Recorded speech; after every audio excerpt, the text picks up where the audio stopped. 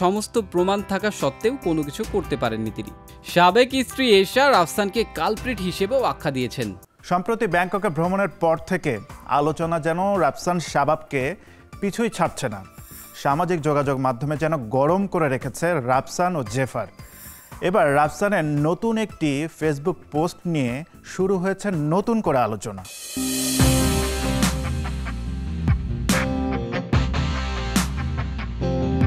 জনপ্রিয় what a show এর উপস্থাপক রাফসান সাবাব ও সঙ্গীত শিল্পী জেফার, তাদের দুজনকে নিয়ে আলোচনার ঝড় বইছে সামাজিক যোগাযোগ মাধ্যমে। সম্প্রতি ব্যাংককের একটি রেস্টুরেন্টে একান্ত সময় পার করার একটি ছবি সামাজিক যোগাযোগ মাধ্যমে ভাইরাল হয়। এরপর থেকেই শুরু হয় তাদেরকে নিয়ে নতুন করে আলোচনা। রাফসান সাবাব ভালোবেসে 3 বছর আগে বিয়ে করেন ডাক্তার সানিয়া এশাকে। তবে গত বছর রাফসান ফেসবুকে ভিডিও বার্তার মাধ্যমে বিবাহ বিচ্ছেদের তথ্য জানান সবাইকে। ভেঙে যায় 3 বছরের সংসার। গুঞ্জন ওঠে এই সময়ের জনপ্রিয় সঙ্গীত শিল্পী জেফারের সঙ্গে প্রেমের সম্পর্কে জড়িয়েছেন রাফসান। এই গুঞ্জনকে দুজনের কেউই পাত্তা না দিলেও অনেকে মনে করেন 3 বছর আগেই গোপনে বিয়ে করেছেন রাফসান ও জেফার।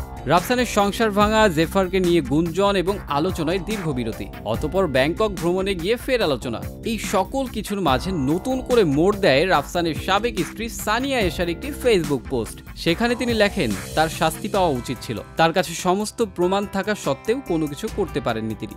সাবেক স্ত্রী এশা রাফসানকে কালপ্রিট হিসেবেও আখ্যা দিয়েছেন। তিনি অবশ্য আরো অনেককেই কালপ্রিট বলেছেন, তবে কারো নামই তিনি উল্লেখ করেননি। এত ঘটনার পর প্রায় সব স্বাভাবিক হয়ে গিয়েছিল।